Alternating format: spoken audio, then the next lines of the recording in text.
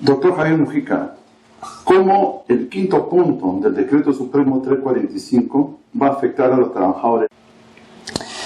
Bueno, como se sabe, en diciembre del año pasado, 2018, se aprobó un decreto supremo, el Decreto Supremo 345-2018-EF, lo que quiere decir que fue dictado por el Ministerio de Economía y Finanzas, aprobando lo que se llama la Política Nacional de Productividad y Competitividad en general. Este decreto supremo tiene varios ejes prioritarios, uno de los cuales, el número 5, se refiere a la problemática laboral del país. Entonces, esta política hace un diagnóstico de esta problemática y propone un conjunto de medidas para poder corregir la informalidad. Como todos sabemos, para curar una enfermedad hay que conocer exactamente cuál es la causa que la origina. Si una persona tiene un cáncer en el pulmón y yo le digo como médico que lo que tiene es un resfrío, evidentemente lo que yo haga no va a curar esa enfermedad. Para poder curarla yo tengo que tener un diagnóstico apropiado de lo que enferma a esta persona. Entonces, una primera cuestión que hay que analizar es si este Decreto Supremo 345 tiene un diagnóstico adecuado de la informalidad en el campo laboral, y decididamente no lo tiene, porque este diagnóstico atribuye la alta informalidad que existe en el Perú a lo que ellos consideran una extremada rigidez de la legislación laboral. Según ellos, que es algo que hemos escuchado muchísimas veces, hay sobrecostos salariales que disuaden la inversión formal y por tanto la generación de empleos legalmente establecidos. Además dicen que en el Perú es muy difícil despedir a los trabajadores y que como consecuencia de eso los empleadores no quieren contratar trabajadores a plazo indefinido y que más bien por esa razón los contratan de manera temporal. Ambas tesis son falsas y hace 40 años que se comprueba que son falsas. En el Perú no es cierto que existan los costos salariales más elevados de América o del mundo y que esto constituya un impedimento para que se contrate trabajadores formales o que estos puedan ser productivos. De hecho, uno se preguntaría entonces por qué los trabajadores de las economías desarrolladas ganan tan bien y tienen tantos derechos y al mismo tiempo son tan productivos y sus empresas son tan prósperas. Ese no es verdaderamente la causa de la informalidad. Además, en los últimos 40 años se han ido aprobando en el Perú una serie de regímenes laborales especiales o excepcionales que han tendido a abaratar el costo de la contratación de trabajadores.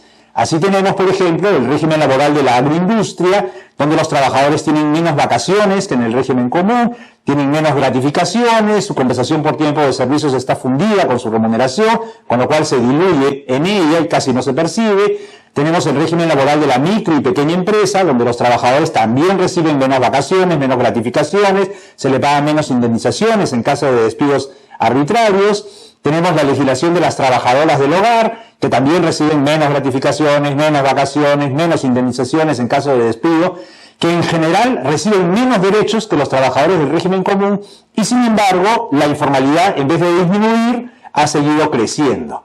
Además, en los registros oficiales, donde se pueden inscribir los que quieran acogerse a estas leyes o regímenes especiales, en la micro y pequeña empresa, por ejemplo, lo que ha ocurrido es que nadie se ha inscrito. Es realmente minoritario el número de micro y pequeñas empresas que se acogen a este régimen porque entienden claramente que ese no es el problema. El problema de la informalidad tiene que ver con la baja productividad que en general predomina en el sector y por tanto la solución no es reducir los derechos de los trabajadores, sino al revés, aumentar todos los elementos de soporte que permitan a las empresas incrementar su productividad y al incrementar su productividad tener más ingresos y al tener más ingresos poder satisfacer todas las obligaciones legales en materia laboral. Esta actividad de soporte de la actividad de las pequeñas, micro y medianas empresas, que son la mayoría de las empresas en nuestro país, incluirían asistencia técnica, soporte financiero, compras estatales, capacitación, formación, apoyo en el desarrollo de innovaciones tecnológicas, apoyo en el encuentro de nuevos mercados, en fin, un conjunto de medidas que no tienen nada que ver con reducir los derechos de los trabajadores. Es falso también que en este país sea difícil despedir a los trabajadores. En la legislación vigente, básicamente en el decreto legislativo 728, que ha sido reformulado con un texto único, que es el Decreto Supremo 003-97-TR, existe un catálogo enorme de causales para poder despedir justificadamente a trabajadores que incurran en lo que se llama una causa objetiva de despido relacionada con su capacidad o conducta.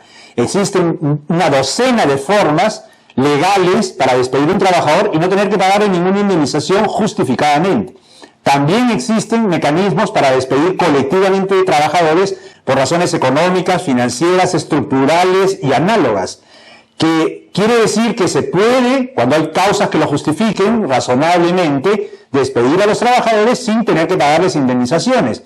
Existe también el periodo de prueba, entre 3 y 12 meses, con los cuales un trabajador puede ser cesado sin necesidad de expresar una causa y no tienes que pagarle una indemnización. Existen los trabajadores de dirección y confianza, que pueden ser rescindidos en sus contratos de trabajo sin necesidad de pagarles una indemnización. Es decir, en el Perú no es difícil despedir a los trabajadores, es todo lo contrario. Es facilísimo despedirlos. Aún más, 7 de cada 10 trabajadores están vinculados a contratos temporales. ¿Qué significa eso? Que son contratos con despido anticipado. Los firmas y ya sabes en el momento en que se acaba tu contrato. Y en el país, los empleadores usan los contratos temporales para disciplinar a los trabajadores, para imponerles su poder y evitar que los trabajadores se organicen sindicalmente.